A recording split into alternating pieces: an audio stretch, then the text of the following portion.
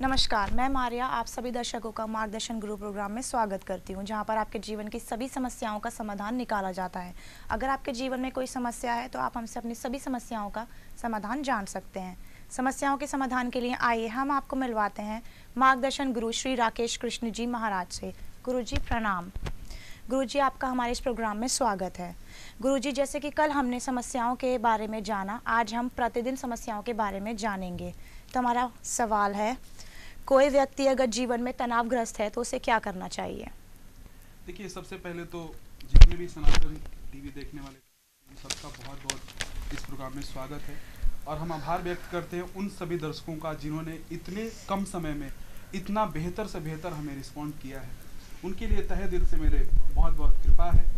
देखिए, सबसे बड़ी समस्या क्या है आज के जीवन में कि आखिर व्यक्ति तनाव में होता क्यों है? क्योंकि तनाव और तनावग्रस्त दोनों ही अलग अलग बिंदुओं के पहलू हैं। पहले तो ये सोचना पड़ेगा कि ये तनाव आखिर है क्या और तनाव में तनावग्रस्त कैसे व्यक्ति हो जाता है। तनाव का मतलब है कि जीवन में रोज नित्य प्रतिदिन जो हमारी समस्याएं हैं, मान लीजिए कि व्यापार की कोई समस्या है, घर में कोई समस्या है, जीवन में नित्य प्रतिदिन की समस्याओं में नौकरी है, तमाम तरह की दिक्कतें, वो एक तनाव है। लेकिन उससे जीवन में जब कोई परिणाम ना आए, उससे जीवन में अवसाद हो जाए, उससे जीवन में डिप्रेशन हो जाए, तो वो तनावग्रस्त समस्याओं के रूप में लेती है। तो ये दोनों में देखना बहुत जरूरी है, क्योंकि कई लोग तनाव और तनावग्रस्त को अलग अलग नहीं मानते, एक ही मानते, जबकि मेरा ऐसा मानना है कि तनाव अलग है और तनावग्रस्त अलग है। अब बात आती है कि आखिर तनाव होने के बाद व्यक्ति कैसे उन समस्याओं से निकले। इसके लिए क्या कोई मंत्र पढ़ना पड़ेगा? क्या इसके लिए कोई जप करना पड़ेगा? क्या इसके लिए कोई उपाय करना पड़ेगा?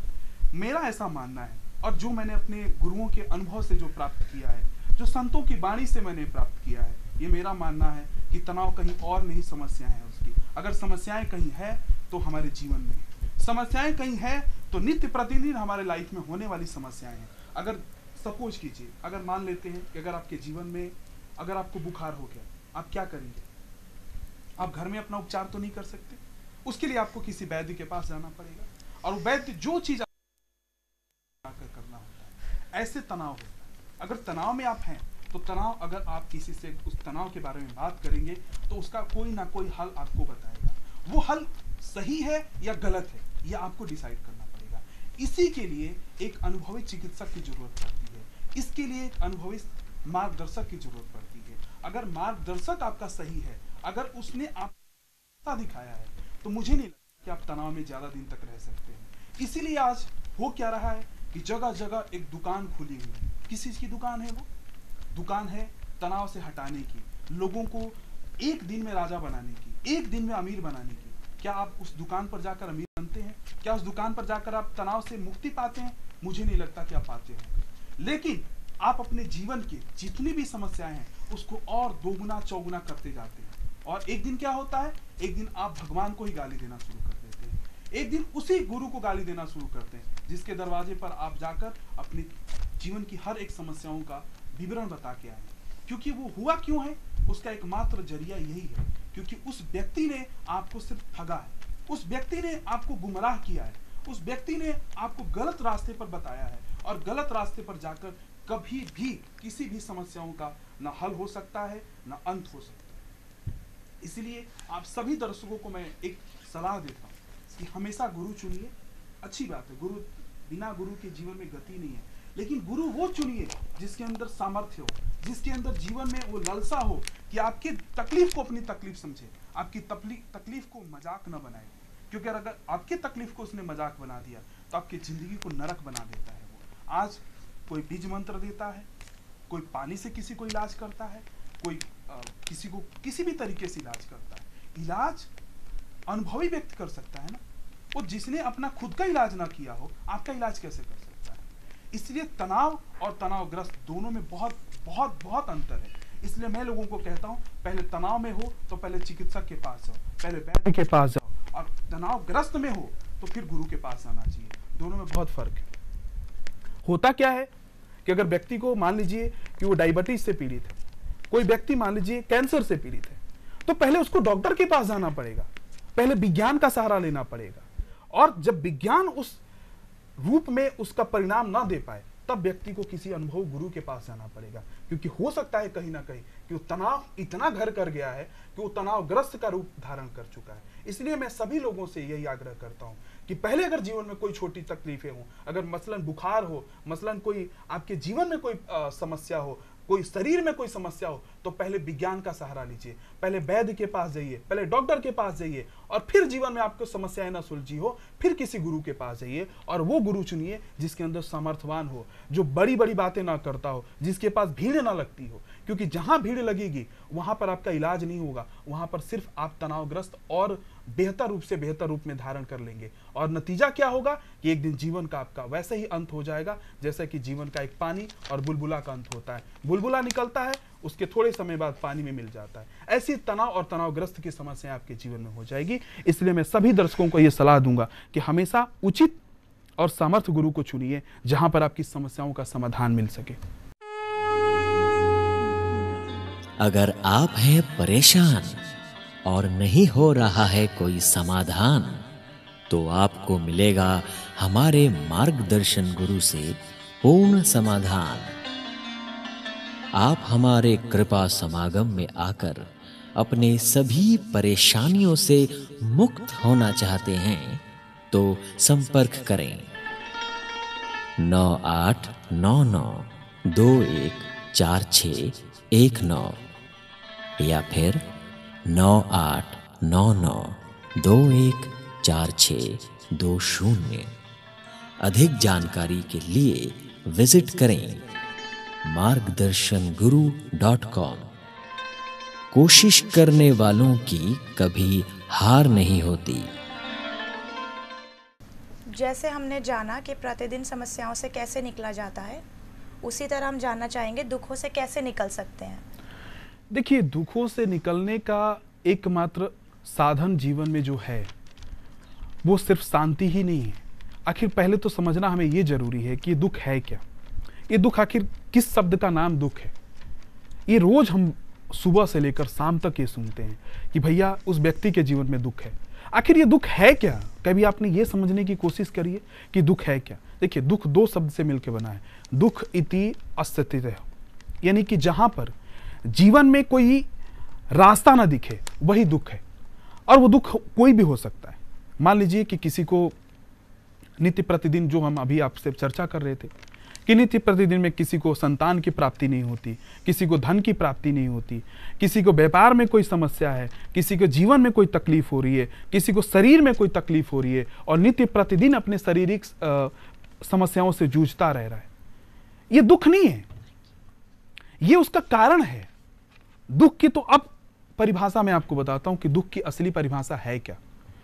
ये तो मात्र कारण है। जो हम नित्य प्रतिदिन दुख दुख दुख दुख दुख चिल्लाते हैं, ये बेसिकली दुख नहीं है, ये उसके कारण मात्र है। दुख तो अब प्रारंभ होता है। दुख की परिभाषा क्या है, अब आप समझ लीजिए।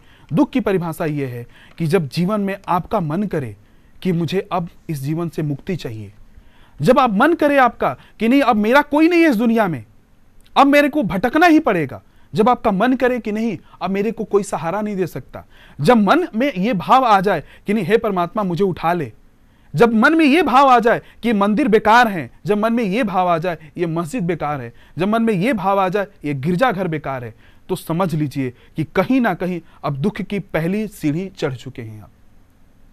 क्योंकि दुख की पहली सीढ़ी तनाव से, तनावग्रस्त के बाद और उसके बाद कारण से शुरू होती है और कारण के बाद दुख पे आती है। इसलिए मैंने तनाव और तनावग्रस्त के बारे में आपको पहले बताया। पहले आप अपने जीवन में पहले टटोलिए, आपको समस्या क्या है। कहीं आप कारण में तो नहीं फंसे हैं, कहीं आप सही में तनाव में तो नहीं फंसे हैं, जिसको आप अभी तक दुख समझ के भोग रहे थे और जबकि दुख था ही नहीं।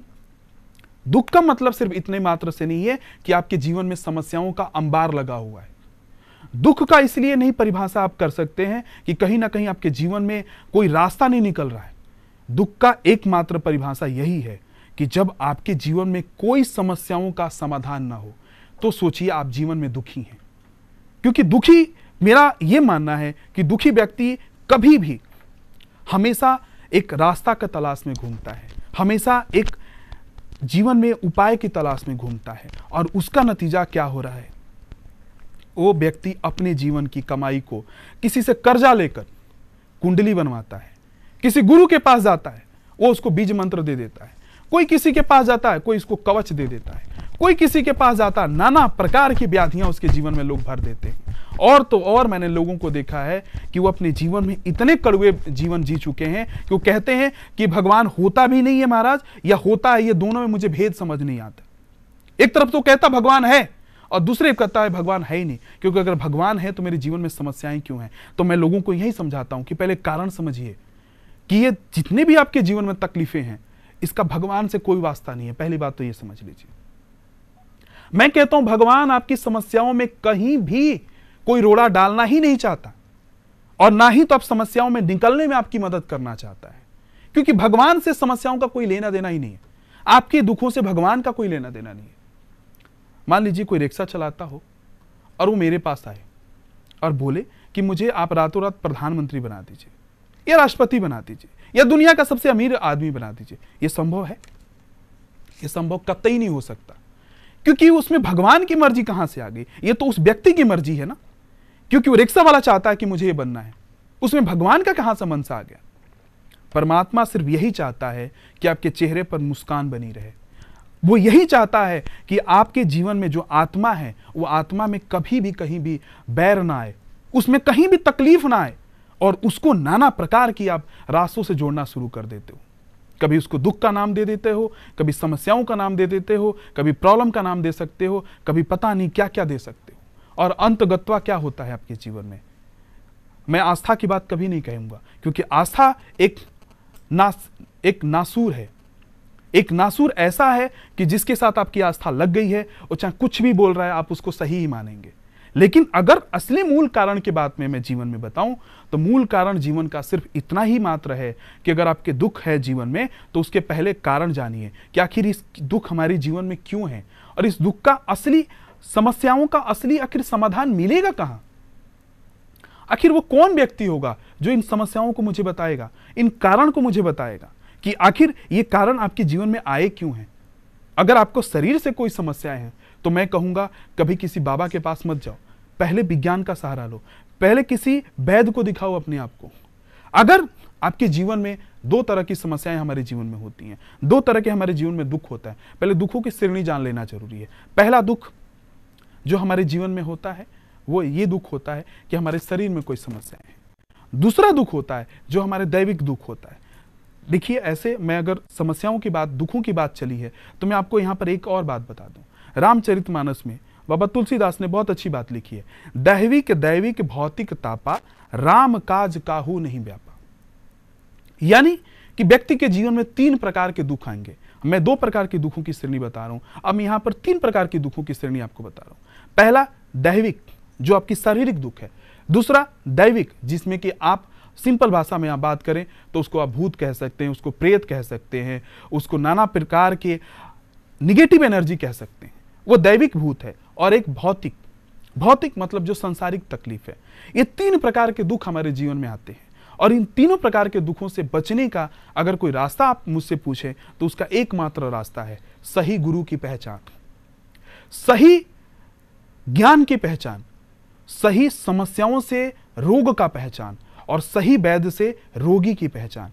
ये तीनों प्रकार के दुखों को हरने वाली है। अगर आपके जीवन में कोई तकलीफ है, दुख है, अगर आप चाहते हैं कि मैं अपने जीवन की तकलीफों से निकलूं, आप चाहते हैं कि मैं भटकना बंद कर दूं अपनी लाइफ में, आप चाहते हैं कि मैं कब तक भटकूंगा इस जीवन में, अगर आप चाहते हैं कि ये समस्याएं कब तक मेरे जीवन में चलेंगी, उसका एकमात्र समाधान है, वो है हमारा कृपा समागम।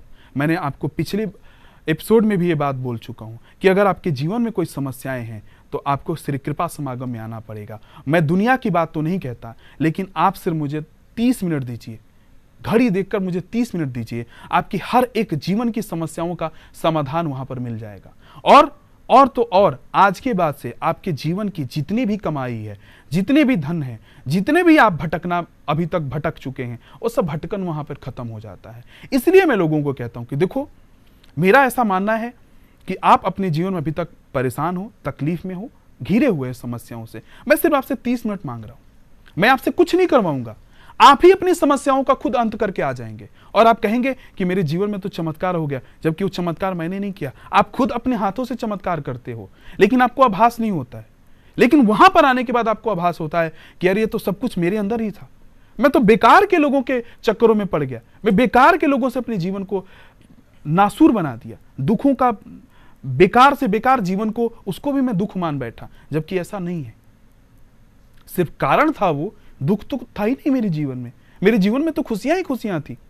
मैंने तो सिर्फ एक अज्ञानी व्यक्ति के पास जाकर अपने जीवन को मुसीबत में डाल दिया, अपने जीवन में अपंग बन गया। मैंने पिछली बार भी आपको बताया कि कुंडली क्या है जीवन की।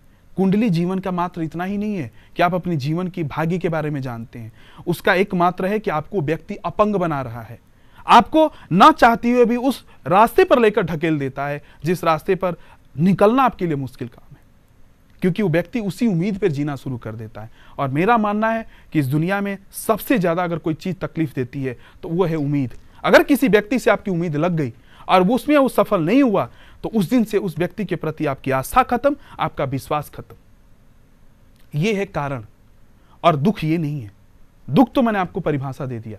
तो 3 प्रकार के दुखों से अगर जीवन में बचना है तो उसके लिए आपको कृपा समागम में आना पड़ता है, और उसके लिए जीवन के सारी बाधाओं को तोड़कर सिर्फ 30 मिनट देना होता है। अगर आपके पास भी समय है तो आपका स्वागत है, और आइए आप। अगर आप हैं परेशान और नहीं हो रहा है कोई समाधान, तो आपको मिलेगा हमारे मार्गदर्शन गुरु से पूर्ण समाधान। आप हमारे कृपा समागम में आकर अपने सभी परेशानियों से मुक्त होना चाहते हैं तो संपर्क करें 9899214619 या फिर 9899214620। अधिक जानकारी के लिए विजिट करें margdarshan.guru.com। कोशिश करने वालों की कभी हार नहीं होती। अभी हमने जाना दुखों से हम कैसे निकल सकते हैं, तो अब हम जानना चाहेंगे आस्था और विश्वास में क्या फर्क है। देखिए, आस्था और विश्वास ये दोनों ही एक मूलतः शब्द ही नहीं है, ये आपके जीवन से जुड़ी हुई एक बात भी नहीं है, ये जीवन से जुड़ी हुई कोई एक कहें तो समस्या भी नहीं है। आस्था और विश्वास में बहुत ज़्यादा समानता भी नहीं है और ज़्यादा फर्क भी नहीं है। आस्था वो है कि जो किसी व्यक्ति के पास आप गए, उसने जो चीज़ कहा आपने उस चीज़ को मान लिया, और विश्वास उस व्यक्ति ने जो कहा आप पहले अपने मन में चिंतन करते हैं और फिर उसको मानने के लिए प्रेरित होते हैं। ये हो गया आपका विश्वास। अब बात आती है कि अभी तक हमारे समाज में हो क्या रहा है। आस्था, विश्वास, श्रद्धा, भक्ति, भाव, बहुत बड़ी बातें इनके ऊपर कही है संतों ने, और मुझे लगता है कि हमारे सनातन धर्म में एक बहुत बड़ा कारण भी है और एक बहुत बड़ा अंतर भी है, और मुझे लगता है कि कहीं ना कहीं बीच में एक बहुत बड़ा कहीं ना कहीं एक भ्रम भी है। वो भ्रम है क्या? किसी गुरु के पास गए, गुरु ने कहा ये जल को ग्रहण कर लो, आपका कैंसर ठीक हो जाएगा। ये जल को ग्रहण कर लो, आपके जीवन में भूत प्रेत नहीं आएंगे। ये जल को ग्रहण कर लो, आपके जीवन में व्यापार रातों रात 4 गुना बढ़ेगा। ये जल को ग्रहण कर लो, आपको संतान की प्राप्ति हो जाएगी। भैया जरा ये बताओ कि अगर ये सब कुछ संभव था या संभव है तो फिर हमें कुछ करने की जरूरत क्या है? हम तो फिर साष्टांग अपने सर को उसके चरणों में समर्पित कर दें और बोले महाराज आप ही जो कुछ करने वाले करिए। क्या जरूरत है ये सब मेहनत करने का? कर्म को क्यों प्रधानता दी गई फिर गीता में? कर्म प्रधान विश्व करी राखा, ये क्यों बात कही गई? उसका कोई मूलतः कारण तो होगा, क्योंकि बिना कारण के जगत में दुख नहीं है और बिना कारण के जगत में कुछ चीज की प्राप्ति भी नहीं है, ये भी संभव है। अब समस्या क्या आ रही है कि आपको जिस तरह से जो रास्ते पे चलाना चाहता आप उसी रास्ता पे चलने की कोशिश करते हैं, और आपकी गलती नहीं है, गलती हम जैसे लोगों की है जो दिन भर बैठकर यही अनर्गल सनर्गल बातें बोलते रहते हैं। और जो लोग हैं उनका तो एक व्यापार है आस्था का। मैं आस्था नहीं कहता उनको, आस्था व्यापार कहता हूं, कि आस्था के साथ व्यापार को जोड़ दिया गया। क्या हो रहा है? बड़े बड़े समागम में जाइए, ये जल लीजिए, इसको अभिमंत्रित कर दिया है। ये बताइए मुझे, जिस गंगा ने अपनी अविरल धारा से पूरे जगत को कल्याण कर रही है, उस जल को कोई अभिमंत्रित नहीं बोल रहा भैया। वो अपने जो पैकिंग वाला जल है, जिसको बोतल बंद किया है, उसको बोलता अभिमंत्रित है। अब जरा सोचो अपने जीवन में कि वो जल अभिमंत्रित कैसे हो सकता है। जिस गंगा ने पापों से पाप को लोगों को छुड़ा दिया, जिस गंगा से जीवन में अवतरण हुआ है, जिस गंगा से हमारे जीवन की चाकाचौंध बनी हुई है, जिस गंगा ने हमारे जीवन को पवित्र बनाया, आज उस गंगा का जल को कोई अभिमंत्रित कहने के लिए तैयार नहीं है। लेकिन वो डिब्बा बंद जल को आप अभिमंत्रित कह रहे हैं और कहते हैं इससे तो बड़ी बड़ी बीमारियां ठीक हो गई। वो सिर्फ भाड़े के टट्टू हैं। वो सिर्फ भाड़े के एकमात्र इंसान हैं जो उनके समागम में आते हैं और ये बोलते हैं कि इससे मेरा कैंसर ठीक हो जाता है, वो ये बोलते हैं इससे मेरे दुख ठीक हो जाता है। और ये सिर्फ किस लिए हो रहा है? ये सिर्फ व्यापारीकरण के लिए हो रहा है। एक व्यक्ति अपने व्यापार को चमकाना चाहता है, उसके लिए अपनी एक एडवर्टाइजमेंट कर रहा है और एक मार्केटिंग कर रहा है। मेरा कभी भी ये मानना नहीं था कि मैं टेलीविजन पर आकर आपको ये सब बातें बोलूं, मुझे भी अच्छा नहीं लगता। लेकिन जब मैंने देखा कि ये धर्म की सत्यानाश ये लोगों ने कर दिया है, तो मुझे लगा कि नहीं, किसी ना किसी को तो इसके आगे आना पड़ेगा, किसी ना किसी को तो इसके बारे में सोचना पड़ेगा कि आखिर आस्था के साथ कब तक खिलवाड़ होगा। कब तक आप अपने जीवन के हर मंथ की सैलरी ले जाकर बाबा के झोली में डालेंगे? कब तक डालते रहेंगे? कब तक अपने बच्चों की फीस कटौती करते रहेंगे? कब तक अपने बच्चों को कपड़े में कटौती करते रहेंगे? कब तक अपने बच्चों को भोजन में कटौती कर करके और उस भेड़िया बाबा के बीच में ले जाकर अपने पैसे डालेंगे? कब तक आखिर करेंगे ये? उससे क्या होगा कि आप तो परेशान होंगे ही होंगे, आप अपने बच्चों को परेशान करेंगे और वो बच्चा जिस दिन बड़ा होगा उस दिन वही राम को गाली देगा, वही कृष्ण को गाली देगा, वही गीता को गाली देगा, वही रामचरितमानस को गाली देगा, क्योंकि उसको पता है कि इन्हीं लोगों ने मेरे पिता को निगल दिया और इन्हीं लोगों की वजह से मेरे जीवन बर्बाद हो गया, इन्हीं लोगों की वजह से मैं शिक्षा ग्रहण नहीं कर पाया। मेरा सबसे यही निवेदन है, भगवान के पास जाइए, मंदिर जाइए, बहुत अच्छी बात है, लेकिन कभी भी आस्था के नाम पर इतना बड़ा धोखा मत खाइए कि आपकी आने वाली पीढ़ी वो पूरी जीवन उस भगवान को गाली देती रही है जिसकी वजह से हमारा जीवन चलता है, जिसकी वजह से हम और आप हैं। ये सिर्फ खिलवाड़ हो रहा है। और देखिए बड़ी मजेदार बात, जो आपको कहता है कि कैंसर से ठीक हो जाऊंगा, वही कैंसर से पीड़ित है। जो आपको बाबा कहता है कि डायबिटीज से ठीक कर दूंगा, वही डायबिटीज से पीड़ित है। तो पहले वो अपना बीमारी ठीक करे, फिर आपकी बीमारी ठीक करे, क्योंकि आपके अंदर हिम्मत नहीं हो रही है कि आप उससे जाकर पूछे कि आप ऐसे बात क्यों करते हैं हमसे। अरे अगर सही मायने में उसको भगवान से कनेक्शन है, सही मायने में उसने परमात्मा को पा लिया, तो उसको टेलीविजन पर आने की क्या जरूरत है? उसको क्या ढोंग दिखाने की जरूरत पड़ गई? वो ढोंग इसीलिए दिखा रहा है कि उस ढोंग में आप और हम सब फंसे और आपको निचोड़े, और इतना निचोड़े कि आप तब तक त्राही ना कर दे, तब तक आपको छोड़े ना। बहुत से लोग मेरे पास रोज आते, बोलते हैं कि महाराज मैं जीवन के 20 साल जो है बहुत बाबाओं के पास गया, कौन सा मंदिर नहीं छोड़ा, कौन सा मंत्र ऐसा जो नहीं छोड़ा। मैं उनको कहता हूं, मंत्र और मंदिर को आप गाली मत दीजिए। मंत्र और मंदिर में कोई गलती नहीं है। गलती तो वो है जो मंदिर में बैठा है, गलती तो वो है जो आपको सिखाता है कि मंत्र जपना कैसे है। क्योंकि मंत्र टेलीविजन के मार्फत, मंत्र दुनिया के मार्फत, मंत्र किसी और के मार्फत नहीं जपा जा सकता। मंत्र एक वाइब्रेशंस है, वो जब आपके अंदर उतरता है तो आपके जीवन में चमत्कार दिखता है। लेकिन कितने लोग मंत्र बोल पाते हैं? मैंने अच्छे संतों को देखा जिनका बहुत बड़ा नाम है आज के जमाने में, बहुत बड़ी भीड़ होती है समागम में, वो मंत्र को मंत्र तक नहीं बोल पाते हैं। मैं किसी का नाम लेना यहां पर उचित नहीं समझता, लेकिन आप समझ जाइए, वो मंत्र को मंत्र तक नहीं बोल पाते हैं। महाराज वो आपके जीवन में क्या मंत्र उतारेंगे, जिनको यही नहीं पता है कि मंत्र का असली मतलब क्या है। मंत्र का मतलब यह है, मंत्र इत्राणि त्रस्तते प्रतते, यानी कि मंत्र वो है जो जीवन के मन को बांध ले। मंत्र और तंत्र बहुत एक तरह से शक्ति है उसके अंदर, लेकिन वो मंत्र और तंत्र है क्या? क्योंकि मंत्र की ना कोई व्याख्या करना चाहता है, ना तंत्र की कोई व्याख्या करना चाहता है। वो तो आपको उसी आडंबर में फैला के रखा हुआ है, और आडंबर इतना भी कि आप सोच नहीं सकते। अब बात करते हैं विश्वास की। ये विश्वास क्या है? ये विश्वास मेरा मानना है कि मूर्खों का एक समाज है। जो विश्वास की बात करता है। और विश्वास वो क्या है? आप बाबा के पास जाइए और उसकी झोली में 2000 रुपया डाल दीजिए, मान लीजिए, वो बाबा आपको आशीर्वाद देगा, बाबा आपको कृपा करेगा। अब बताइए इन मूर्खों को कौन समझाए कि पैसा देकर क्या कभी विश्वास जीता जा सकता है? क्या पैसा देकर कृपा प्राप्त की जा सकती है क्या? इसके मतलब तो ये हुआ कि तुम भगवान को भी रिश्वत दे रहे हो और उस रिश्वत में खुद भी कमीशन खा रहे हो। कभी भगवान किसी से रिश्वत मांगता है? कभी वो बोलता है कि मुझे कुछ दो? कभी अल्लाह ने बोला कि मुझे कुछ लाके दो? कभी राम ने बोला कभी लाके दो? कभी रहीम ने बोला कुछ लाके दो?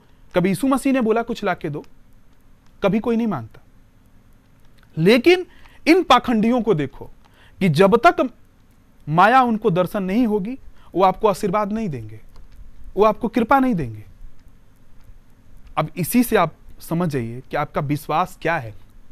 विश्वास उस माया में है या विश्वास उस कृपा में है? मेरा मानना है आपका विश्वास सिर्फ माया में हो सकता है, क्योंकि धन से आप कृपा खरीदना चाहते हो। अगर धन से कृपा खरीदना चाहते हो तो मुझे लगता है दुनिया में किसी को स्वर्गवास होने की जरूरत नहीं है। पैसा दो डायरेक्टली और 5000 साल जियो। क्यों नहीं जीते हो? क्योंकि जो आपको बता रहा है ये, वो खुद ही मरने वाला है और वो मरता भी है। आप कौन उसको रखोगे? वो इसलिए नहीं रखना चाहते आप क्योंकि वो व्यापार में आपको इतना ना फंसा चुका है मोह जाल में कि आपको यही नहीं समझ आ रहा है कि मैं जाऊं तो कहां जाऊं। मुझे एक बहुत अच्छे कवि की एक बात याद आ रही है। वो कहा करते थे कि जीवन से देख तो विश्वास को तोड़ मत, आस्था को देख तो मन को मरोड़ मत। ये दोनों ही डायन हैं, इनसे बच के रहे, नहीं तो जीवन को सत्यानाश ना कर। ये सत्यानाश करती हैं दोनों जीवन की। जहां पर आस्था प्रांगण होगी, जहां पर विश्वास प्रांगण होगा, मुझे लगता है व्यक्ति वहां पर सत्यानाश की सीढ़ियों पे चढ़ जाता है। पहली बात तो ये। अब आप, मैं नहीं कहता भगवान से आस्था ना करो। आस्था सिर्फ उससे हो सकती है जिसकी ये आंखें महसूस करती हैं, जिसको ये भाव देखता है, ये मन कहता है ये आस्था है इसके साथ, मन कहता है ये जीवन में बहुत अच्छा व्यक्ति है।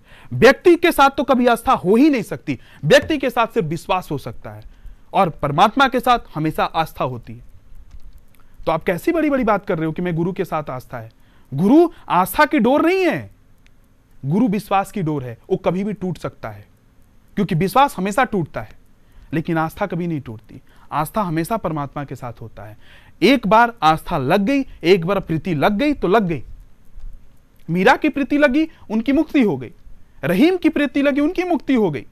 अब बारी आपकी है। अगर आप चाहते हो कि मेरे जीवन में प्रीति आए, आप चाहते हो आपके जीवन में मुस्कान आए, आप चाहते हो कि मैं अपने जीवन में तमाम चीजों से मुक्त हो जाऊं, आप चाहते हो इस आडंबर और विश्वास से मैं दूर हो जाऊं, तो उसके लिए एकमात्र उपाय आपका यही है कि सच को जानना पड़ेगा। और सच बड़े कड़वा होता है। अगर मैं सच बताने आऊंगा तो मुझे लगता है भीड़ नहीं लगेगी। कोई बात नहीं, ना भीड़ लगे, हमें भीड़ जुटाने की जरूरत भी नहीं है। लेकिन वो भीड़ लगेगी जिस दिन लगेगी, जिस दिन आप लूट जाओगे, जिस दिन आप बर्बाद हो जाओगे, जिस दिन आप आपके पास कोई रास्ता नहीं बचेगा। मैं उन सभी लोगों से आह्वान करता हूं जो इन ढोंगियों के चक्कर में अपने जीवन को बर्बाद कर चुके हैं।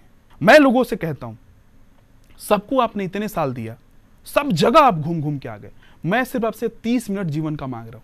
मुझे जीवन का 30 मिनट अपना दीजिए, और 30 मिनट में चमत्कार ना हो तो आज के बाद से आप कहिएगा कि ये भी ढोंगी ही है। चमत्कार आपके सामने में करके दूंगा, और चमत्कार आप नहीं करेंगे, मैं नहीं करूंगा, आपके अंदर की आत्मा करेगी, आपके अंदर की शक्ति करेगी। क्योंकि आपने अभी तक उसको अपंग बना दिया है, आपने उसको अभी तक बेसहारा बना दिया है। मैं चाहता हूं उसके अंदर एक शक्ति आए। जो शक्ति आपके अंदर है, उस शक्ति को मैं निकालना चाहता हूं। इसके लिए मैं आपको बुलाना चाहता हूं। और वो शक्ति फोन पे नहीं हो सकता, वो शक्ति 2 मिनट की आपके साथ मेरे गपशप के साथ नहीं हो सकता। उस शक्ति के लिए आपको जीवन में आना पड़ेगा। जब तक चलकर नहीं आएंगे, कोई आपके साथ नहीं जाएगा। तो आज के लिए बस इतना ही, फिर अगले दिन हम नए चर्चा के साथ आपके साथ उपस्थित होंगे। अगर आप हैं परेशान और नहीं हो रहा है कोई समाधान, तो आपको मिलेगा हमारे मार्गदर्शन गुरु से पूर्ण समाधान। आप हमारे कृपा समागम में आकर अपने सभी परेशानियों से मुक्त होना चाहते हैं तो संपर्क करें 9899214619 या फिर 9899 214620। अधिक जानकारी के लिए विजिट करें margdarshan.guru.com। कोशिश करने वालों की कभी हार नहीं होती।